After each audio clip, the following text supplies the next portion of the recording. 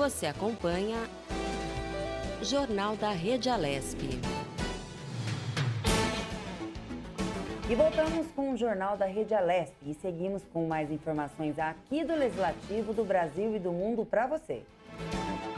O governo de São Paulo vacinou 1.030 pessoas contra a Covid-19 no estado, até o início da noite de ontem, segundo dados da Secretaria Estadual de Saúde. A maioria das doses foi aplicada no Hospital das Clínicas. Nessa segunda, a vacinação também em duas cidades do interior do estado, em Botucatu, no Hospital das Clínicas da Faculdade de Medicina da Universidade Estadual Paulista, a Unesp, e também no município de Campinas, que foi o Hospital das Clínicas da Universidade Estadual de Campinas, a Unicamp.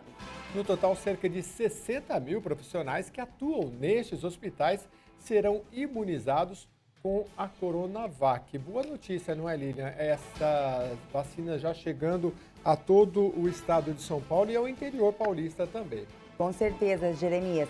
A Instituição Fiscal Independente, a IFI do Senado, calculou em relatório divulgado ontem que os gastos com a Covid-19 em 2021 somam 36 bilhões de reais até nesse momento. Este valor está relacionado às despesas transferidas de 2020 para 2021, chamadas no jargão orçamentário de restos a pagar, de 16 bilhões de reais, mais o crédito de 20 bilhões de reais para a implementação da vacina. Segundo a IFI, dos 16 bilhões em restos a pagar, 2,3 bilhões são relativos ao auxílio emergencial a vulneráveis e trabalhadores informais e 8 bilhões têm a ver com o benefício a trabalhadores formais. E olha, o orçamento de 2021 não deve ser aprovado antes de abril, prevê também a IFI. O cálculo da instituição que acompanha as contas públicas é que não deve ocorrer com o projeto do orçamento que foi feito com a LDO. O projeto da LDO, que é a Lei de Diretrizes Orçamentárias, foi votado em dezembro diretamente pelo plenário do Congresso, sem passar pelo rito constitucional ordinário. A empolgação com a liberação da vacina contra a Covid-19 pode fazer com que as pessoas relaxem as medidas sanitárias de proteção contra o novo coronavírus. É um risco que pode acabar com uma maior exposição à contaminação. Nós vamos falar mais sobre esse assunto com o médico infectologista Jamal Suleiman, do Hospital Emílio Ribas, que é referência em doenças infecto-contagiosas. Bom dia, doutor. Seja muito bem-vindo ao Jornal da Rede Alesp. Doutor Jamal, um dos desafios agora parece ser da população de que as medidas sanitárias ainda são fundamentais na luta contra a Covid-19. O senhor teria alguma coisa para falar sobre esse assunto? Bom dia, Lilian. Bom dia, Jeremias. Bom dia aos ouvintes e telespectadores. Sim, eu acho que vocês já chamaram a atenção para uma situação importantíssima nesse momento. A gente deu o pontapé inicial do processo de vacinação da população. No primeiro momento, as pessoas que serão vacinadas são aquelas que exercem uma atividade essencial, fundamentalmente, por enquanto, os profissionais da área de saúde que têm contato direto, numa exposição bastante intensa com o coronavírus. Então, esse primeiro momento, é importante que a gente comece a onda de proteção dessas populações. E vocês vão observar que, apesar da imunização dessa população, que tem um contato bastante frequente e bastante intenso com suspeitos ou confirmados de estarem infectados pelo coronavírus, nós vamos continuar usando todas as maneiras de nos protegermos em relação ao coronavírus. Por que isso é importante? Porque enquanto a gente não atingir um mínimo de pessoas imunizadas, a gente não consegue bloquear a circulação do vírus. A questão aqui que eu acho que é fundamental lembrar, principalmente para aqueles que ainda estão céticos, que dizem que essa vacina não foi testada para bloquear a infecção, é verdade. Esse período de ensaio clínico ainda não é capaz de dar uma resposta. No entanto, a gente tem vários exemplos de vacinas, de empregos de vacinas, que quando elas foram para a fase 4, que é a fase ao qual eu estou me referindo, que é a expansão do número de pessoas imunizadas, no tempo, o que se viu foi exatamente o bloqueio da cadeia de transmissão. Enquanto a população não tiver vacinada, na sua quase totalidade, a gente não deve relaxar as medidas, porque o vírus continua circulando, o vírus precisa de humanos suscetíveis, que ele vai encontrar com muita facilidade. Pessoas suscetíveis, humanos suscetíveis, são aqueles que não receberam a vacina. Então, enquanto a gente não tiver esse contingente, né, plenamente imunizado, a gente não deve relaxar. É fundamental que a gente mantenha o uso de máscara, o distanciamento físico e a higienização das mãos. Doutor, também qual é o recado que a gente pode dar nesse momento, justamente nesse sentido, né? Vem aí a vacina, já está sendo aplicada, mas a gente vê que ao longo dos meses a parte da população vai deixando de usar máscara no respeito ao distanciamento. O que pode ocorrer se as pessoas acharem que a vacina é a solução imediata para tudo e for relaxando isso? Principalmente tendo em vista que, por exemplo, em Manaus, a gente viu aí o caso de uma variação que está sendo uma transmissão muito rápida e levando a mortes muito rapidamente.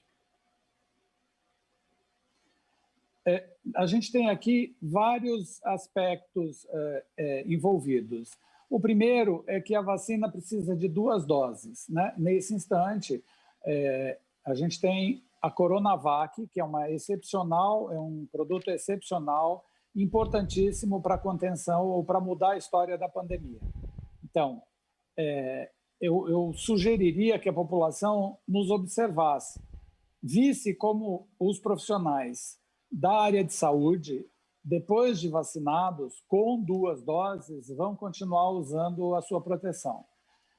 Porque, imaginem vocês, para os profissionais da área de saúde, esse regime está muito mais estressante, porque a gente passa o dia inteiro com máscara no ambiente de trabalho, usando outros equipamentos de proteção individual, exatamente para nos protegermos, para que a gente não seja veículo de transmissão. Então, a gente vai receber 2 doses e, a partir daí, vai continuar usando toda essa estratégia que a gente tem, que são estratégias não farmacológicas. Esse é o primeiro aspecto.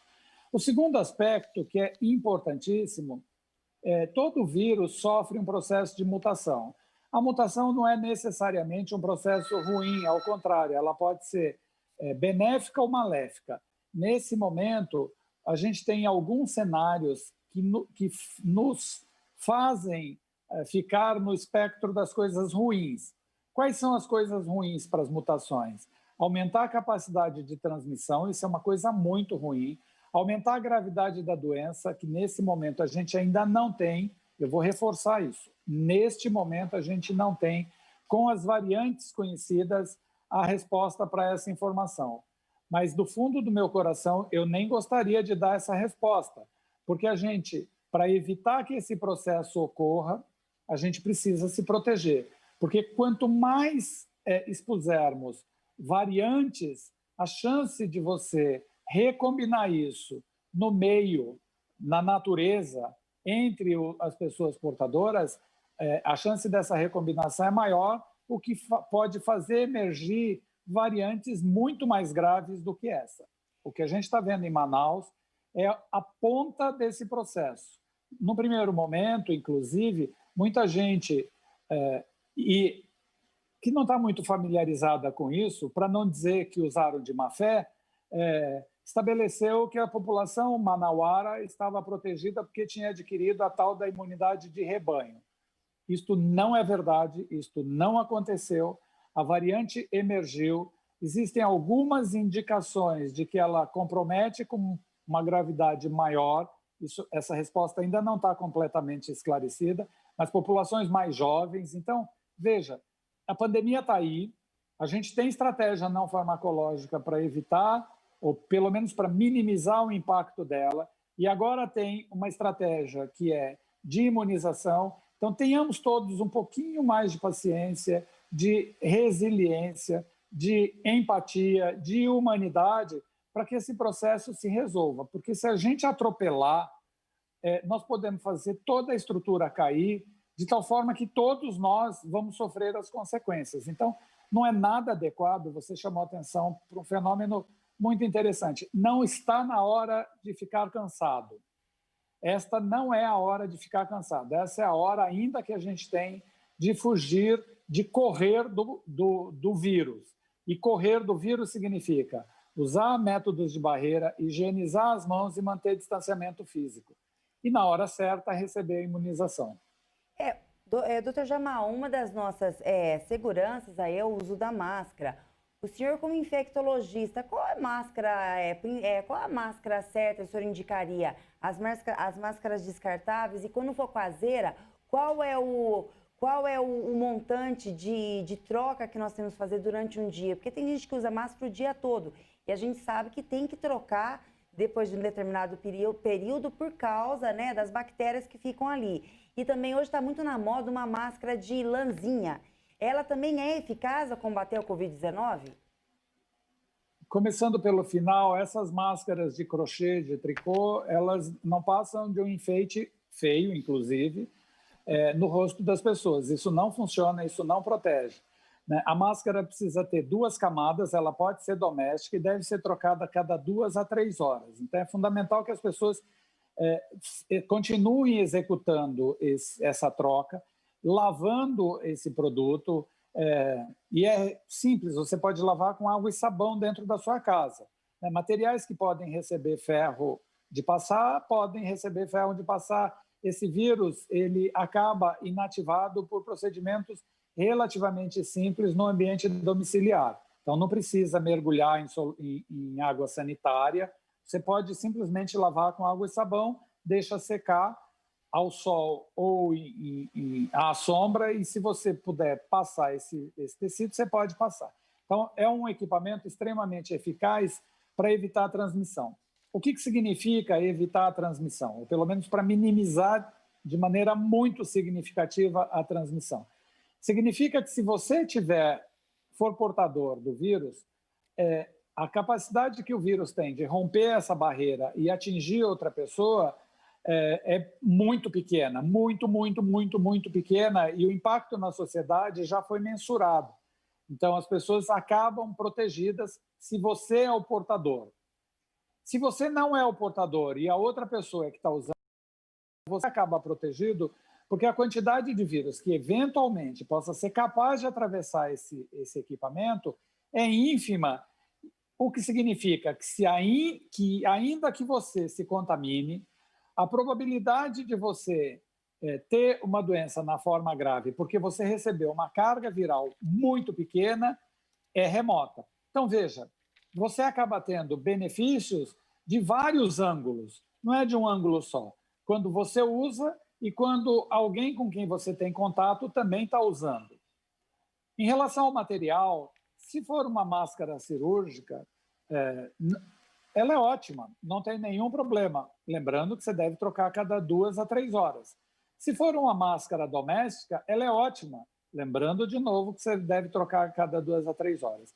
As máscaras N95, que tem esse nome, aliás, porque elas reduzem a chance de transmissão de partículas de um determinado tamanho até 95%, elas devem ser reservadas para os ambientes hospitalares ou ambientes de saúde, porque elas têm uma complexidade maior, elas são um pouco mais duráveis, vamos chamar assim, porque você pode usar ela por um período um pouco maior, mas ela deve ser reservada para profissionais que lidam diretamente com pessoas ou contaminadas ou com suspeita de contaminação. Por quê? Porque além delas serem mais caras, além do processo de confecção ser mais complexo, a gente ainda corre o risco, diante dessa pandemia, de ficar sem equipamentos de proteção individual para indivíduos que precisam ter essa proteção individual porque estão expostos de uma maneira muito mais intensa no seu ambiente de trabalho. Então, tendo a opção da máscara domiciliar ou da máscara cirúrgica, as duas são excepcionais desde que usadas de maneira adequada. Usar de maneira adequada, além da questão do tempo, significa que você deve cobrir o nariz e a boca.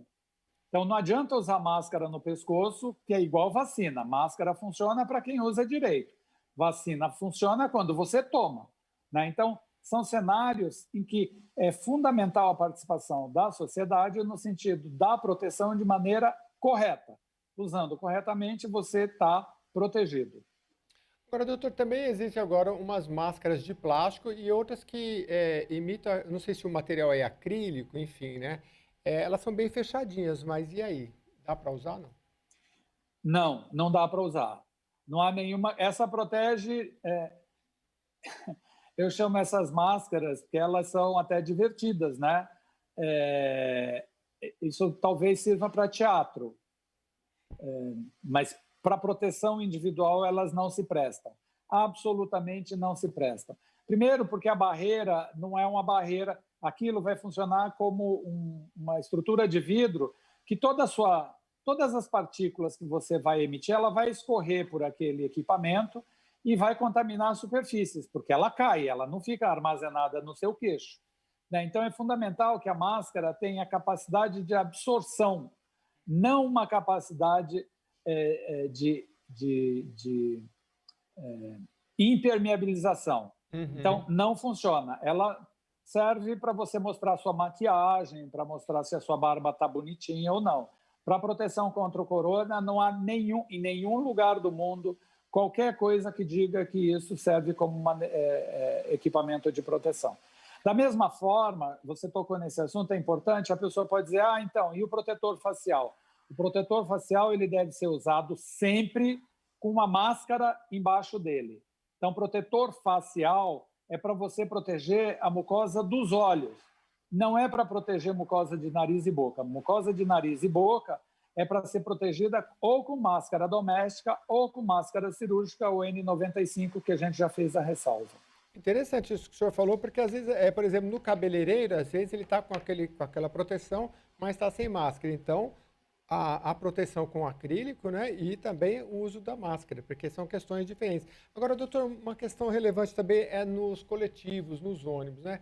Qual é a orientação que o senhor tem? Porque ali não tem como, né? As pessoas estão próximas, né? E elas acabam encostando uma nas outras, né? Qual é os critérios que a gente pode utilizar para evitar ao máximo a contaminação? Eu tenho chamado a atenção para isso desde o princípio, né?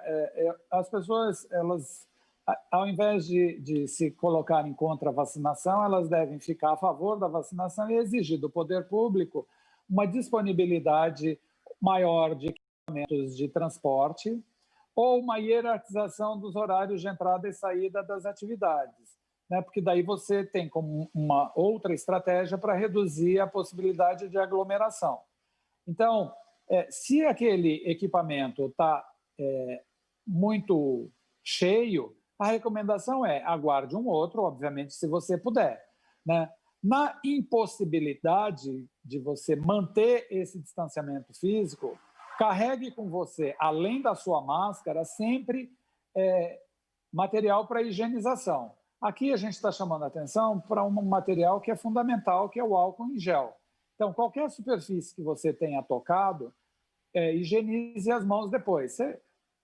Eu até outro dia, desculpa, há 3 dias atrás, me peguei pensando que desapareceram das cidades as higienizações feitas pelo poder público, né? No começo, o poder público ia para frente dos hospitais, das casas de saúde, das aglomerações, tipo terminais modais, e fazia higienização. Hoje, você não vê mais isso. Da mesma forma, eu não tenho informação se as empresas de ônibus fazem essa higienização a cada viagem, por exemplo, que é o que se recomenda. Eu acho que a gente deve cobrar esse tipo de processo. Agora, para a sua proteção individual, usar máscara sempre, não tirar hipótese alguma. Eu vou falar no telefone, fale com a máscara. Você não precisa tirar a máscara, porque o telefone, o que você vai fazer é emitir voz, né? Falar mais baixo, obviamente, porque quanto mais alto você fala, mais partícula você expele. Então, é fundamental falar num telefone dentro do ônibus. Se não for fundamental, aguarde você descer do ônibus. Se for fundamental, fale, mas fale baixo, sem tirar a máscara. E desceu, higieniza as suas mãos, evite tocar nos seus olhos, né, porque é outra porta de entrada do vírus. e exija que você tenha mais disponibilidade de equipamento, tanto ônibus quanto trem, para mobilidade urbana. Eu acho que é fundamentalmente isso. O doutor Jamal, em relação aos elevadores, né? Tem muitos condomínios hoje que você tem o comunicado que a hora que uma família entra, a outra, para evitar a contaminação. Mesmo estando de máscaras, o senhor acha que o ambiente do elevador é muito perigoso para se contagiar? Todo ambiente fechado com aglomeração, sim. Por isso a recomendação de uma única família. Né? Por que a recomendação de uma única família? Porque esse núcleo é o núcleo que convive.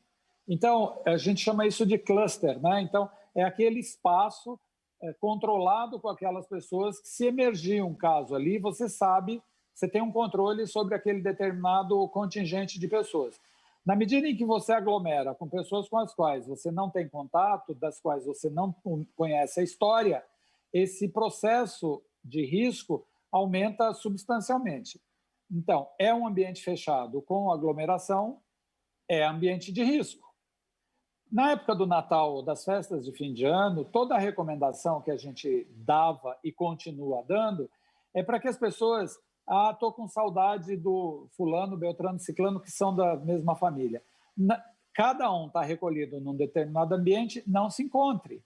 Né? A mesma história do elevador. O elevador nada mais é do que você transferir aquele negócio que está dentro da sua casa para um outro ambiente, que é um espaço fechado. Da sua casa é um espaço fechado. Vai daí que também tem a recomendação da higienização. Eu sei de vários condomínios na cidade que colocaram álcool em gel, um recipiente de álcool em gel para higienização das mãos dentro dos elevadores. Use, né? Aquilo não é um enfeite. Então, use antes de apertar a tecla e use depois de apertar a tecla. Isso é fundamental, porque se cada um fizer isso, você minimiza o risco de alguém inadvertidamente tocar ali por uma mão que estava contaminada por corona. Então, use antes e use depois. Né? O vírus não sobrevive, vírus não tem vida, mas a gente usa essa expressão, não sobrevive nesse tipo de procedimento. Então, quando você higieniza suas mãos, você consegue, através da substância, inativar essa partícula de tal forma que ela seja incapaz de provocar doença numa outra pessoa. Doutor, eu queria saber sobre, principalmente idosos, né? Eu já conversei com famílias falando, não, a gente vai quebrar essa parede aqui, vai colocar, sei lá, um acrílico. Não é para tanto, né? Para isolar o idoso. Mas qual é a orientação principal? Usar máscara dentro de casa, procurar deixar o idoso fazer a refeição um pouco mais distante? A gente está falando sobre os cuidadores de idoso, é isso? Não, todas as famílias que têm um idoso em casa, ou das famílias em geral, que um tem que sair para trabalhar, o idoso fica em casa. A gente tem casos agora já, o número de contaminados aumentou, né? Tenho famílias conhecidas que os filhos estão com Covid, os pais ainda não pegaram. Então, num caso desse, qual o melhor? Tentar usar máscara dentro de casa e se isolar um pouco, assim, o distanciamento? Então, o cuidado fundamental, quando você tem que sair para fazer uma determinada atividade, você é um cuidador de idoso, cuidador no sentido amplo, né? Ou porque convive, ou porque sustenta, ou porque, de fato, promove algum cuidado de saúde para o idoso. Ou para a pessoa de maior idade, que pode ser seus pais, pode ser seus tios, avós, enfim, não importa. Na medida em que você é a pessoa que pode funcionar como fonte, você precisa ter a dimensão exata sobre esse risco. E qual é a dimensão exata? Em hipótese alguma, deixar de usar máscara. Em hipótese alguma. É máscara o tempo inteiro que você está fazendo a sua atividade. Esse é o primeiro aspecto. O segundo aspecto é a higienização das suas mãos, o tempo inteiro. E quando você chega em casa, é fundamental que antes de qualquer coisa que você vá fazer, higienize as suas mãos e troque a sua máscara. Por quê? Porque é assim que você vai proteger essa pessoa. Né? Se a sua atividade, por exemplo, é um trabalhador da área de saúde, portanto, é uma atividade de maior risco da exposição em relação ao Covid, dentro de casa, use máscara. Não tem problema, você já fez isso o tempo inteiro dentro do seu trabalho, use máscara. né? Porque a gente precisa elevar muito a proteção do idoso. A gente tem vários exemplos, o último deles faz alguns poucos dias, de uma família que acabou devastada porque se guardou de março até dezembro e resolveu fazer um encontro com pessoas da família, filhos, e que um dos filhos veio contaminado, ainda era assintomático, contaminou vários e o pai e a mãe morreram de Covid. E pelo menos uns 8 dessa família se contaminaram. Esses 8 não tiveram uma evolução ruim, mas 2, que eram os mais idosos, tiveram uma evolução muito ruim. Então, veja, não vale a pena esse risco. A gente está a um ponto de chegar num porto seguro. Não é fácil, ninguém está dizendo que é tranquilo, mas a gente pode manter uma comunicação social sem isolamento. A gente faz o distanciamento físico sem o isolamento social. Então, dá para usar outras plataformas de comunicação, outros instrumentos de comunicação. Porque se o idoso está sozinho, ensina. Não é um processo difícil, ele é intuitivo, inclusive. Dá para você fazer uma comunicação pela tela. Não é fácil? Claro que não. Mas você pode manter essa comunicação de tal forma que o idoso não se sinta abandonado, porque também não é para abandoná-lo. Mas é importante que a gente tenha o distanciamento físico se você pode representar de alguma forma o risco para essa pessoa. Então, é fundamental que a gente tenha essa dimensão, porque existe dentro do plano de imunização de São Paulo a hierarquização, desde que, obviamente, a gente tem as vacinas, e se Deus quiser, as teremos, as próximas populações a serem atingidas pela imunização serão exatamente os idosos, começando pelos mais velhos e progressivamente avançando para os de menor idade. Então, não está faltando muito. Eu acho que eu tenho falado bastante sobre isso, que a gente tenha um pouco mais de paciência. Não é fácil, é desgastante, é cansativo, mas a gente está chegando num ponto que vai ser muito mais seguro. Então, um pouquinho mais de paciência. Enquanto a gente não está contemplado com isso, que a gente se proteja. Aqui eu vou falar 1 milhão de vezes. Máscara, máscara, máscara. Usar máscara é um ato político e de humanidade. Né? Não tem outra estratégia. Isso se mostrou eficaz em todos os lugares do mundo. E não aglomere. Né? Eu fico dizendo assim, ok, você cuida de um idoso, usa máscara e vai para 25 de março. Não dá, né? Não faz sentido isso. Então, não faça esse tipo de procedimento, porque isso é um comportamento suicida. Se não é para você, é para alguém da sua família. Seguramente vai ser com alguém da sua família. Doutor Além Jamal, de responsável, né? A gente gostaria de agradecer muito a sua participação mais uma vez aqui no Jornal da Rede Alesp. Jamal Suleiman, infectologista do Hospital Emílio Ribas. Muito obrigado. Um abraço, bom trabalho para vocês. Obrigada, tenha uma boa tarde, doutor. A Caixa confirmou que passará a administrar o seguro DPVAT. Os pagamentos serão feitos pelo aplicativo Caixa Tem, o mesmo usado para pagamento do auxílio emergencial. Mas vale lembrar que, apesar de não haver cobrança de DPVAT em 2021, os motoristas e pedestres seguem elegíveis a este seguro amplamente utilizado no segmento automotivo. Ou seja, não pagar, você vai ter, se envolver num acidente, vai ter direito ao seguro DPVAT. Sim, Jeremias, e o preço da gasolina vendida pela Petrobras às distribuidoras vai aumentar em média 15% a partir desta terça-feira, o que deve impactar o preço ao consumidor nas bombas de postos de abastecimento de combustíveis.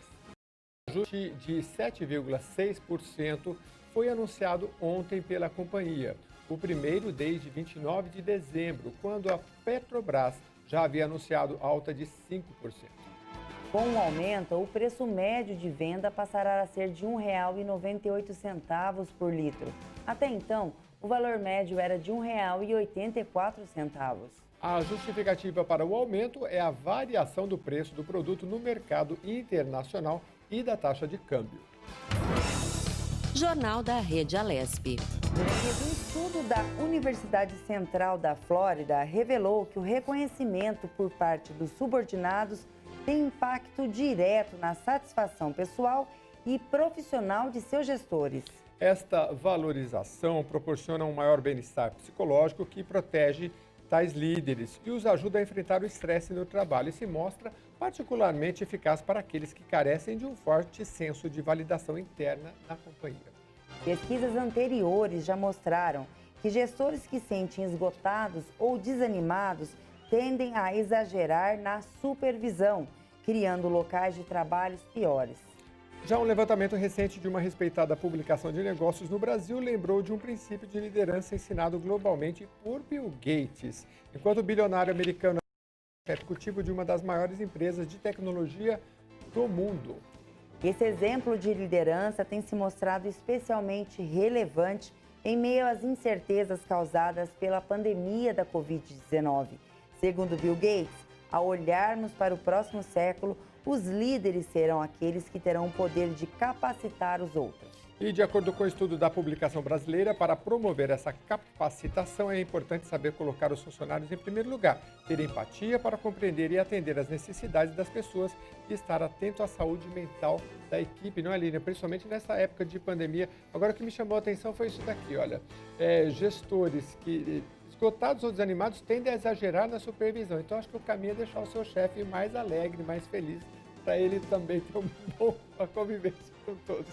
Com certeza, Jeremias. E o nosso convidado agora aqui no Jornal da Rede Alesp é o assessor econômico do FEComércio, Fábio Pina. Boa tarde, Fábio, bem-vindo. Nós vamos falar um pouco sobre isenção do ICMS, né, que é o imposto sobre circulação de mercadorias para alguns setores aqui no estado. Para a gente entender melhor como é que se reflete na população essas medidas do governo paulista, a gente já vai explicar, mas eu queria que você fizesse uma breve introdução, Fábio. Muito obrigado pela sua presença. Imagina, o prazer é todo meu. Eu já tenho certeza que vai ter um monte de números que eu não vou conseguir antecipar para vocês, né, de quais são os efeitos, mas a direção a gente sabe.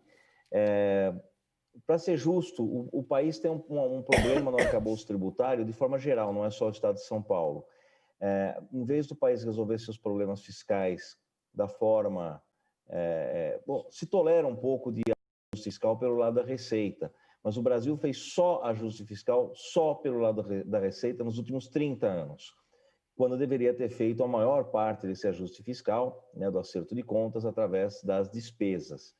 O que isso acarreta? Um arcabouço tributário que é absolutamente maluco, em que a gente vê, além de distorções, né, onde setores que você entende que tem ou que poderiam ter uma tributação menor têm tributação maior, outros itens que são supérfluos têm tributação pequena. Isso acabou acontecendo. Isso não foi, eu não acredito que seja um desejo maldoso das autoridades ao longo dos últimos, principalmente das autoridades fiscais, ao longo dos últimos 30 anos. Esse arcabouço ocorreu aqui em São Paulo também. Então, o ICMS tem diversas alíquotas, o que na boa condução fiscal não é o adequado, tem diversos subsídios, o que na condução fiscal adequada também não seria elevado, mas no fundo, todo esse...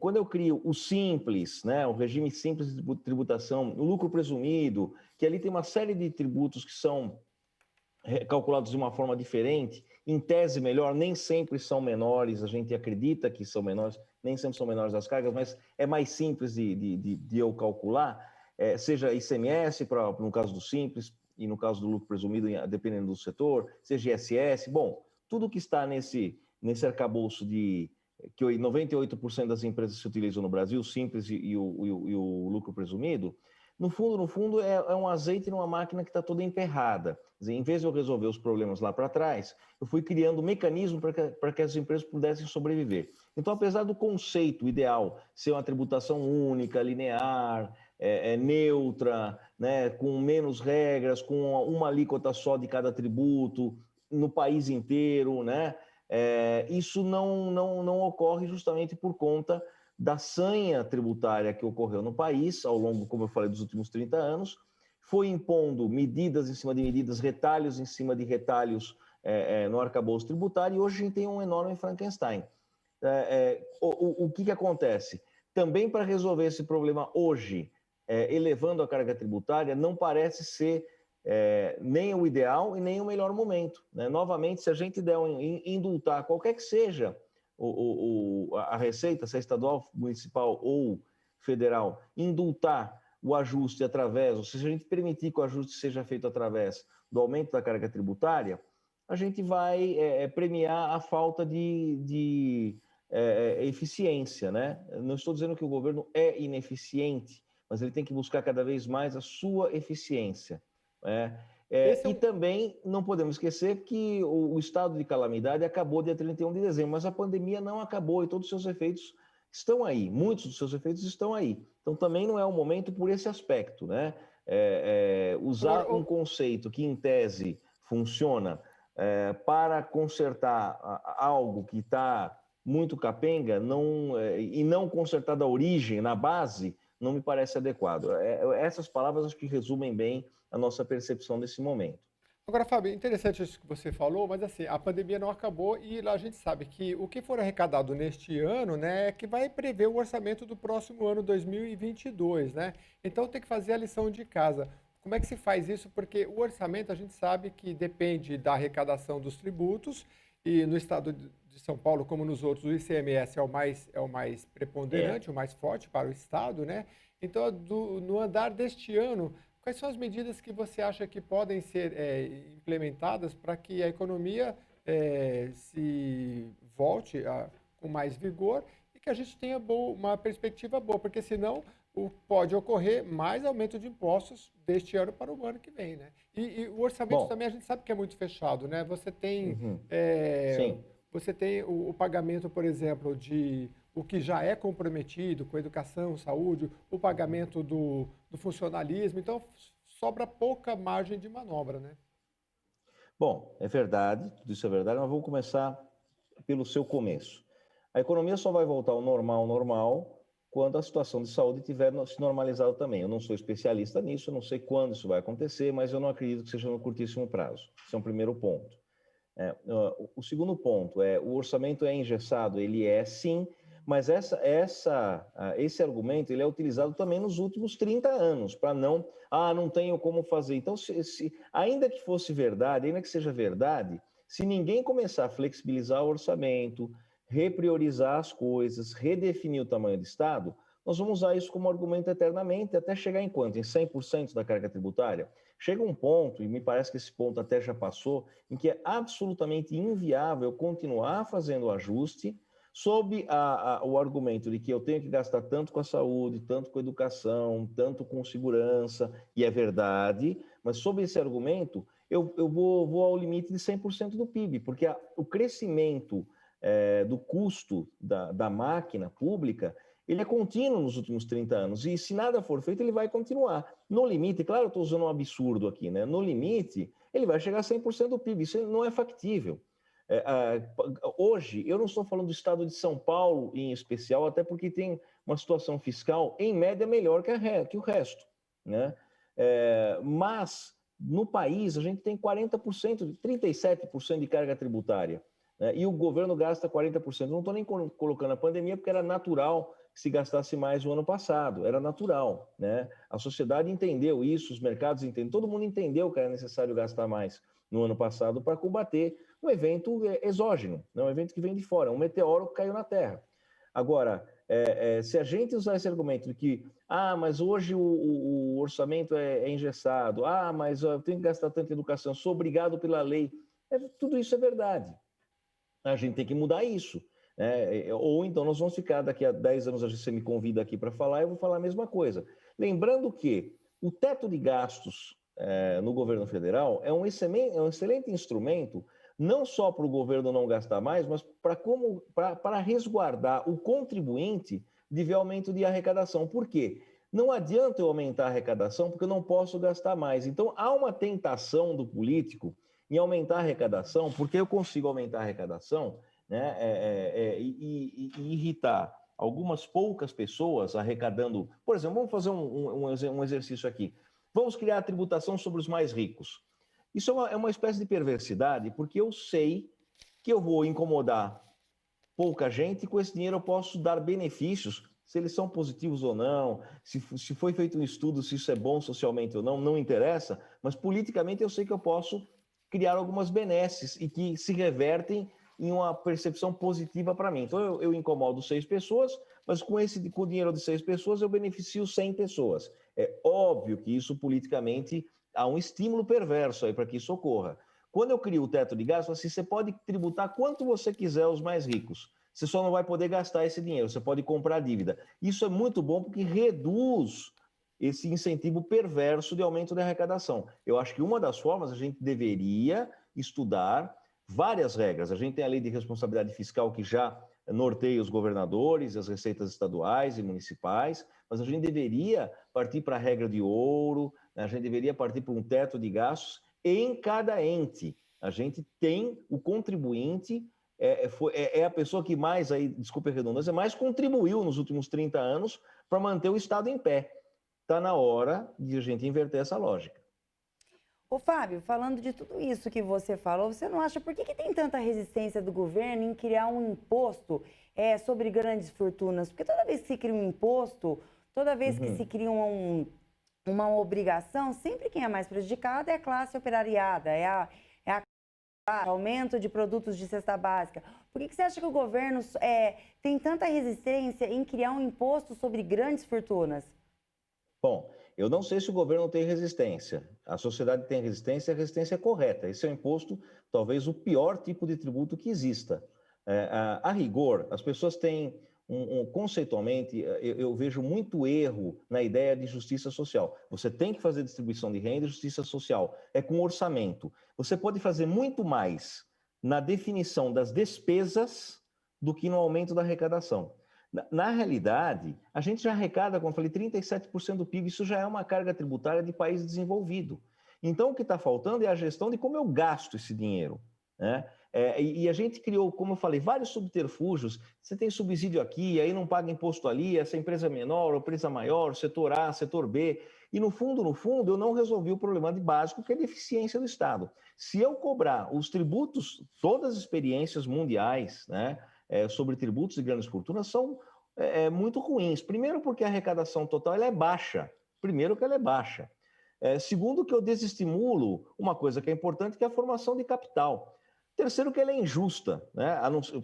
Eu não posso ter gente rica roubando, mas para isso eu não preciso tributar as pessoas, eu tenho que prender essas pessoas e expropriar o produto de roubo. Agora, quando a riqueza é legitimamente formada, eu tenho que estimular essas pessoas, porque eu garanto para você que elas geram muito mais emprego, mas muito mais emprego. Então, a saída da tributação, em nenhum lugar do mundo onde se cresce, é através do aumento da carga tributária sobre os mais ricos, etc. Você pode até reajustar algumas coisas, tornar é discutível você tornar o arcabouço tributário menos regressivo, tudo isso é possível fazer. Mas a gente tem que tomar muito cuidado, porque a gente sempre se utiliza desse tipo de argumento, porque os ricos pagam pouco imposto, os pobres pagam muito, não é verdade, né?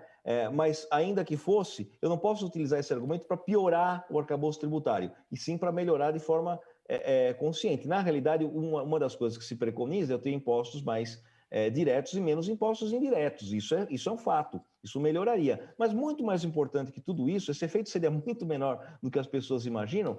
O efeito bom seria eu pegar o orçamento e eu realmente direcionar. Então, quando na reforma tributária, eu tenho vários óbices da reforma tributária, a PEC 45 e a PEC 110. Acho que ela tem muitos problemas ali, mas quando ela fala que eu, em tese, tenho que tributar alimento, tenho que tributar até livro, eu falo, a rigor, conceitualmente estaria correto, porque eu redistribuo esse tributo através do imposto de renda negativo, por exemplo, para quem precisa. Porque hoje, quando eu dou isenção tributária para alimento, eu estou dando isenção para o rico também.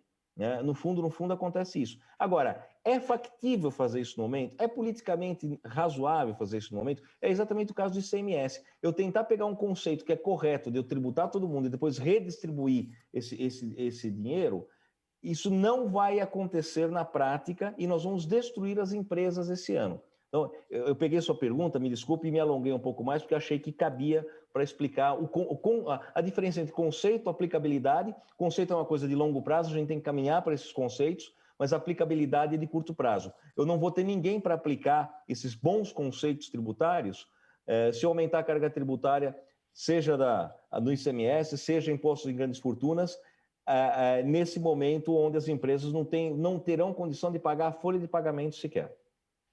Agora, Fábio, assim, em relação a essa questão de isenção ou redução de impostos, né, a gente está tratando aqui no caso do Estado de São Paulo, nós tivemos o projeto 529 de 2019, do ano passado, a gente sabe, o governo colocou a questão do déficit de 7 bilhões em relação à pandemia, e aí acabou revogando aí teve a questão do ICMS para o setor agropecuário e outros setores, né? Você podia até comentar com a gente. Mas eu me lembro também o caso recente da Ford e que saiu...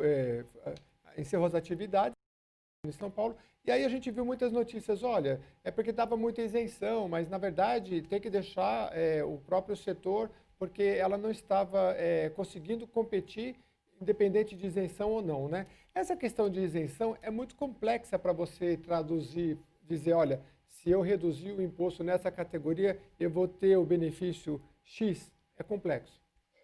É complexo, a pergunta é excelente, o exemplo é muito bom.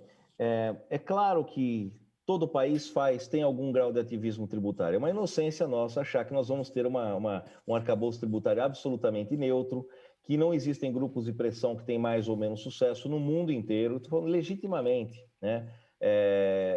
E é também uma ilusão achar que a gente vai escolher exatamente os grupos de pressão que são os mais adequados a terem os benefícios em termos de externalidades sociais, né? Então, isso acontece. Agora, quando você vê um setor em que eu dei todos os incentivos, novamente, perversos, para eu ter 15 empresas fabricantes de automóvel no Brasil, nenhum país do mundo tem isso, e que eu exigia, de uma certa forma, que eles produzissem algo que não trazia resultado para eles, para que eles pudessem importar, essa é uma das coisas, né, para que eles pudessem importar carros deles mesmos com condições diferenciadas. O que eu fiz? Eu condenei essas empresas ao fracasso. Elas tinham produtos aqui internos que não geravam interesse delas produzir, então produziam quase, vamos dizer, de má vontade, né, para ter um outro tipo de benefício. Mais ainda, eu permiti a guerra fiscal. O grande problema do país, vamos pensar no caso da Ford.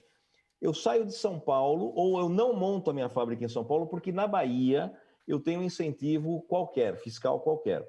Aí você fala assim, bom, o país perdeu com isso. A Bahia, que não teria essa empresa, por exemplo, eu estou falando de qualquer estado, tá? Vale o contrário também para São Paulo, não é nenhum bairrismo isso. A Bahia, que não teria tributos, se não recebesse a Ford, tem um enorme estímulo a receber a Ford, que fala, mesmo que eu não receba o ICMS, por exemplo, essas pessoas vão ter emprego, vão gerar outros impostos, vão consumir aqui, vai gerar outro ICMS. E no fundo, faz algum sentido. Só que para o país como um todo, eu perdi duas vezes, porque eu perdi a carga tributária que seria arrecadada. Na verdade, perdi 3. Dei um estímulo errado, então uma empresa pode estar produzindo algo que em outras condições não era eficiente e no futuro vai acontecer o que acabou acontecendo, né? E eu ainda tenho um outro custo, que é o mercado consumidor está distante do mercado produtor. Eu estou pagando para alguém transportar carro de lá para cá, por exemplo.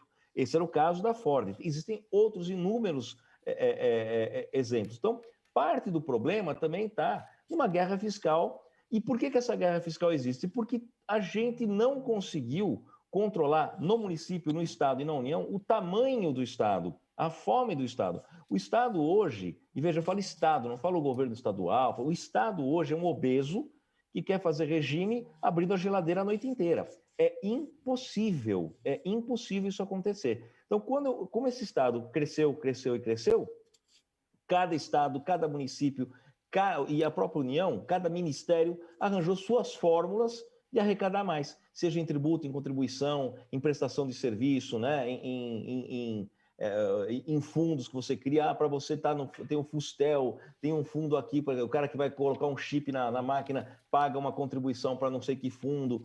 É uma miríade de coisas que a gente foi achando, o arcabouço que a gente foi achando, para fazer frente a essa fome insaciável desse Estado, que hoje é 40% do PIB. Fábio, eu queria agradecer bastante a sua participação aqui no Jornal da Rede Alesp. Fábio Pina, assessor econômico da FEComércio São Paulo, vai voltar outras vezes aqui porque o assunto é recorrente. Muito obrigado pela sua participação. Prazer é meu. E agora nós vamos voltar a conversar com a repórter Tayana Conde, que vai trazer mais informações aqui sobre o site Vacina Já, que é lançado pelo governo paulista nesta semana. Tayana, o que você traz de informações para a gente novamente? Olá, Lilian. Voltei aqui para falar de vacina de novo, né? Dar um recadinho aí para quem está em casa. O governo lançou no dia 17, no domingo, um site onde todo mundo que vai tomar a vacina será imunizado. Lembrando que vai começar tudo com os profissionais de saúde e os indígenas. Eles já podem acessar o site www.vacinajá.sp.gov.br. Lá eles entram, fazem um pré-cadastro. Esse pré-cadastro não é um agendamento com horário certinho, só para deixar claro. Você vai fazer um agendamento, será atendido mais rápido, mas a ideia desse agendamento é evitar as aglomerações nos postos onde serão aplicadas as vacinas, né? Então, a ideia é agilizar os atendimentos, mas lembrando que não terá um horário exato de atendimento, tá? É só para realmente evitar as aglomerações. Então, vai começar agora as vacinações com os profissionais da saúde, que é o público-alvo, e os indígenas, né? E todas essas pessoas que puderem fazer o cadastro vai ajudar muito. Quem não conseguir fazer, não tem problema, será vacinado também. Realmente, esse site é apenas uma ajuda, né, para toda a sociedade para evitar essa aglomeração, Lilian. É bem interessante, né, Lilian? Porque daí a pessoa faz o seu cadastro e aí na hora, se tiver que verificar a carteirinha, o nome, tudo isso aí agiliza, deixa mais rápido para todo mundo, né? Então, quem puder, vai lá no site que a Tayana passou e já se cadastra. Sim, sim. Obrigada, Tayana. Então, Jeremias, para quem está em casa, o site já está disponível, tá? Desde o dia 17, desde domingo. Então, o site é www.vacinajá.sp.gov.br. Quem puder, então, corre lá, faz o seu cadastro. Vai garantir aí de chegar, então, nos postos de vacinação e não ficar tanto tempo esperando e também não ficar no meio da aglomeração. A gente sabe que é um momento que está todo mundo apreensivo, né, quanto a essas aglomerações. Então, fica aí mais um serviço aí do governo do estado de São Paulo para agilizar aí essa vacinação e melhorar o atendimento. Obrigada, Tayane. Tenha uma boa tarde. Boa tarde, Lilian. Boa tarde, Jeremias. Inclusive, com esse Vacina Já também, acho que é uma forma também da pessoa comprovar após que teve essa imunização que foi vacinada, né, Jeremias? É bem legal e é também uma forma de você controlar quantas pessoas, né? Enfim, mas o principal objetivo é esse, né? De você chegar e já com o pré-cadastro, você já consegue agilizar o atendimento, né? Até porque durante a pandemia, não é, Lília? Você pega a carteirinha, a pessoa pega na mão, pega de volta, é um idoso. Então, isso tudo vai poder sendo evitado se você conseguir já ir se cadastrando, é bem legal. Com certeza. Novos surtos da Covid-19 e novas medidas como lockdown para conter a disseminação do vírus têm pesado sobre o consumo do petróleo e contém uma retomada na demanda. E o que também o que afirma a Agência Internacional de Energia, AIE, em relatório mensal publicado nesta terça-feira. No documento, a AIE cortou suas projeções para a demanda de 2021 em 280 mil barris por dia. E para também a entidade, medidas de distanciamento e fechamento de fronteiras, entre outras políticas, devem continuar a conter a demanda por combustível até que vacinas estejam bem disseminadas, mas provavelmente apenas no segundo semestre ainda deste ano. A agência diz que as temperaturas mais frias registradas na Ásia e na Europa em janeiro compensam apenas em parte o impacto das políticas mais rígidas. Segundo a entidade, a demanda vinha se recuperando em 2020, mas a retomada desacelerou de modo considerável em novembro e foi revertida em dezembro, diante da pandemia da Covid-19 em circulação.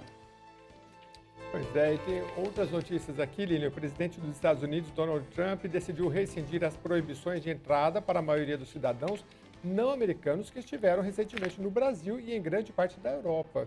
A decisão vai valer a partir de 26 de janeiro.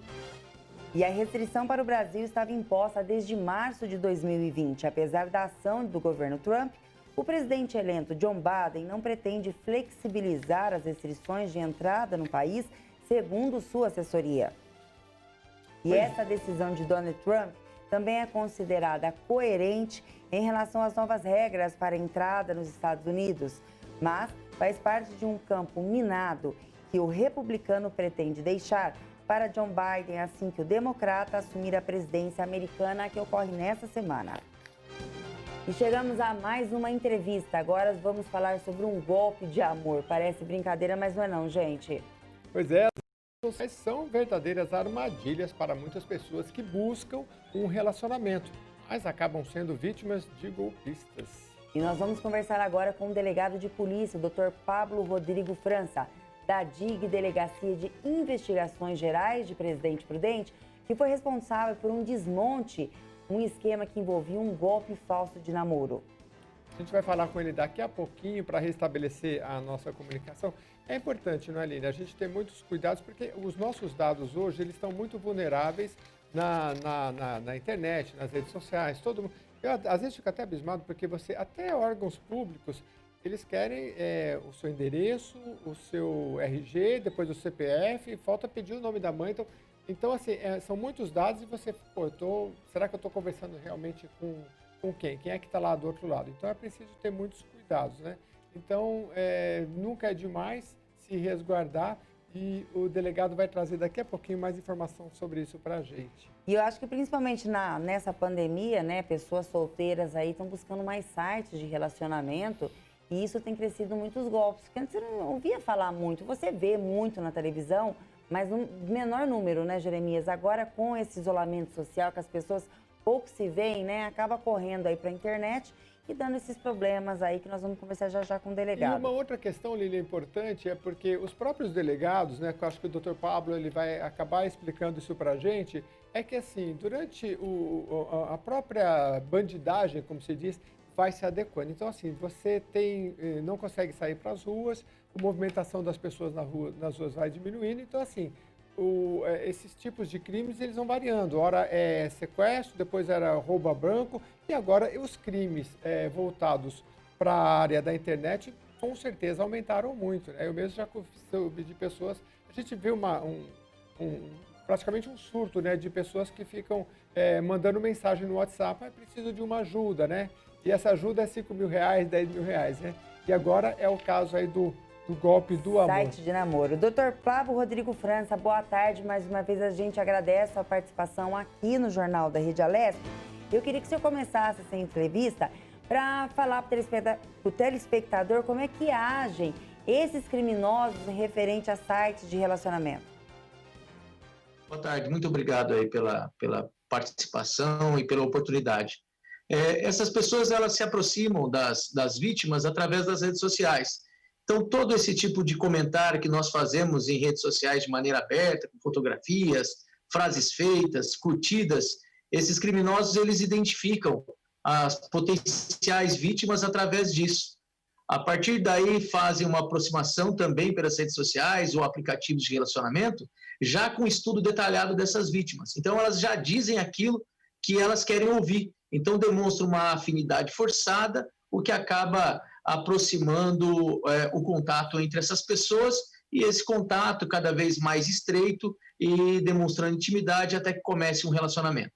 Eu acho que agora em 2020 teve muitas vítimas, principalmente, né, doutor, por causa do isolamento social. Qual que foi a estatística de 2020 em relação a isso? Os criminosos, eles têm a vítima certa ou eles vão jogando para todos os lados, ou ele observa bem o perfil de cada um nesses sites, nos sites hoje de redes sociais, para poder ir dar o golpe? Isso é uma grande organização criminosa, é uma organização internacional com ramificações em todos os continentes. Então, eles focam bem naquilo que eles investem. Então, são normalmente pessoas já efetivadas financeiramente, já realizadas financeiramente. Então, naturalmente, pessoas de meia idade para idade avançada e que demonstram nas redes sociais alguma solidão ou alguma hipossuficiência ou algum momento de fragilidade social maior. E sim, infelizmente, aproveitando dessa catástrofe mundial e desse isolamento social, as pessoas elas ficaram muito mais em suas residências. Isso fez com que a solidão batesse mais à porta e elas se relacionassem mais de maneira virtual. Então, estima-se que só no ano de 2020, pós-pandemia, nós aumentamos em pelo menos 500% esses crimes aqui no Brasil. Doutor, como é que a polícia identificou a quadrilha alvo da Operação Anteros, deflagrada em dezembro de 2020? Eu não sei se eu falei o nome correto. Sim, Anteros. No ano de 2019, nós fizemos uma outra operação chamada Voo de Ícaro. Naquela ocasião, nós investigávamos o envio de aparelhos celulares e drogas.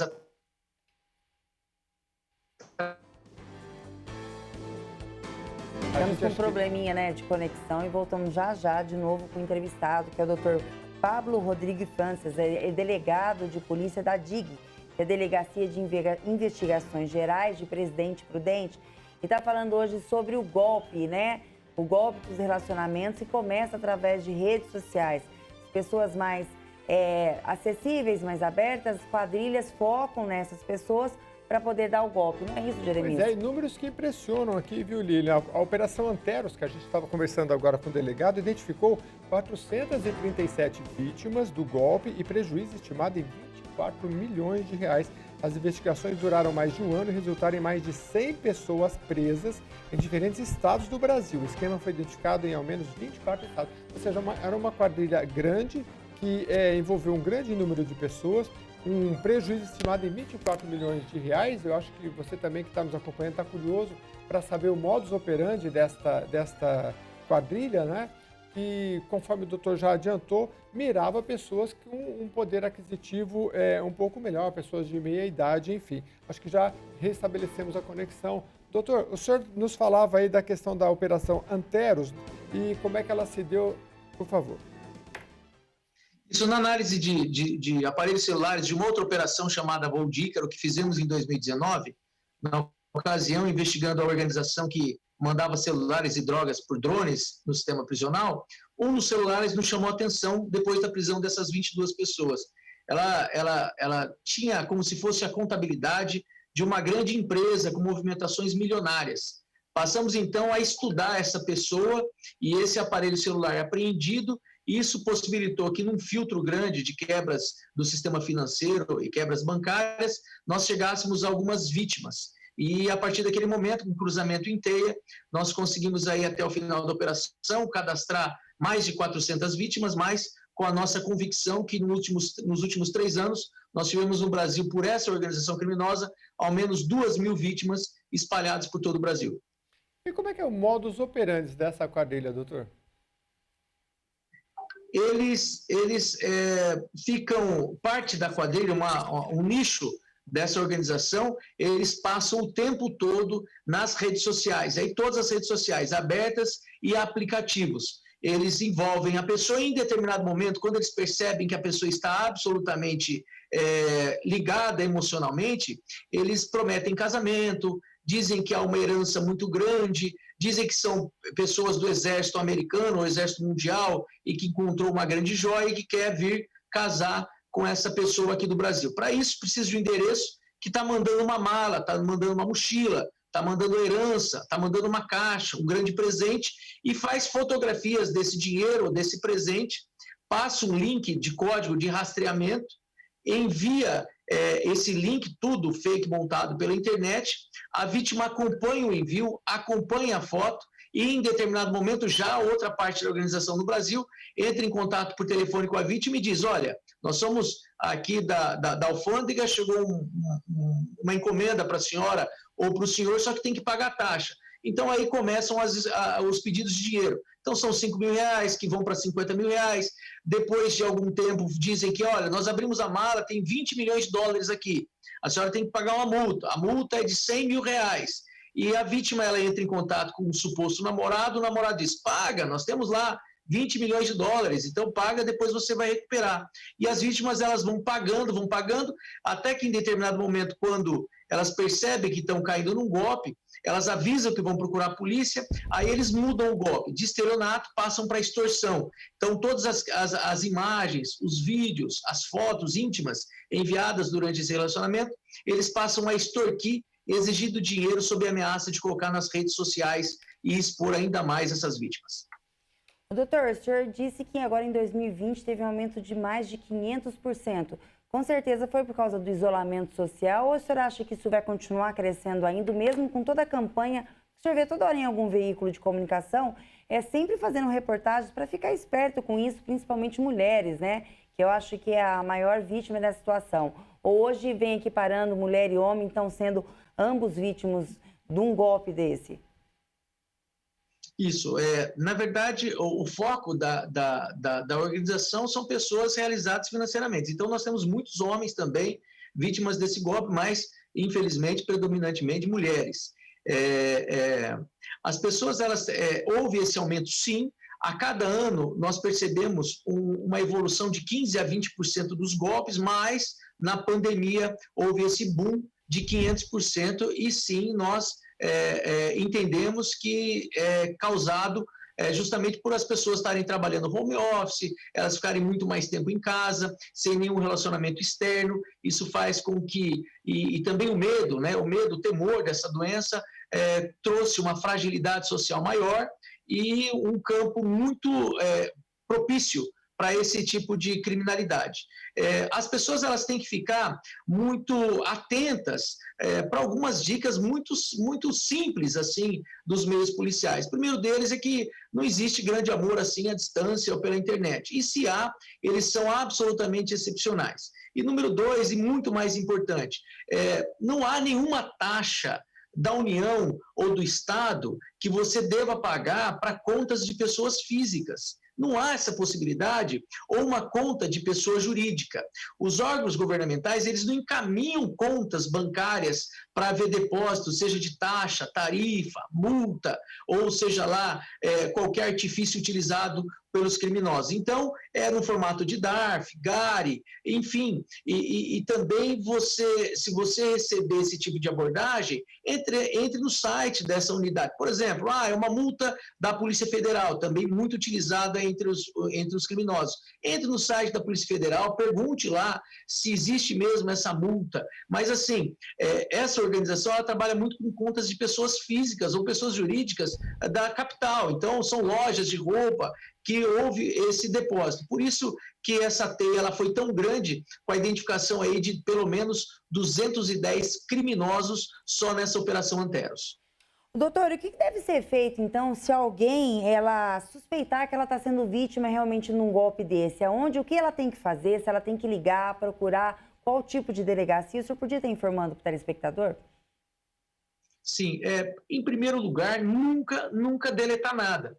Então, esses contatos, eles vão vir por rede social, depois eles vão migrar ou por essas redes, WhatsApp, Telegram, enfim, ou por e-mail.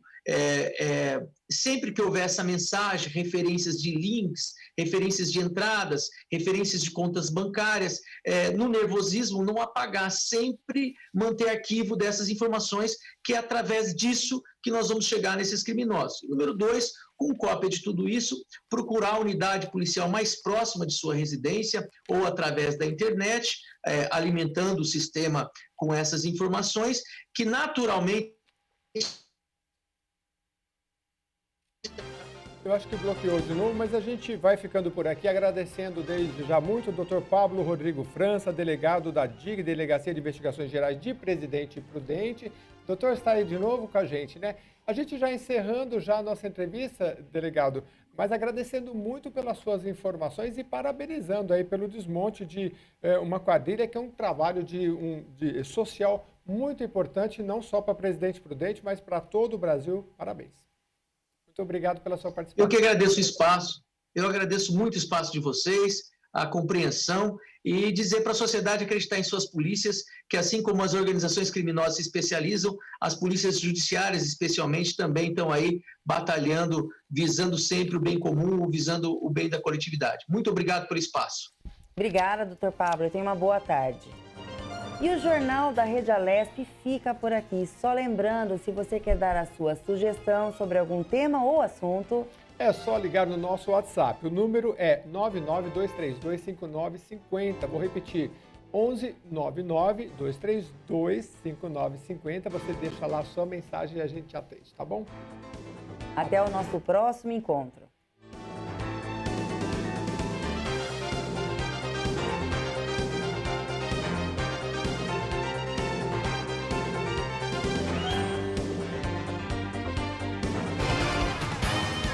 Você acompanhou o Jornal da Rede Alesp.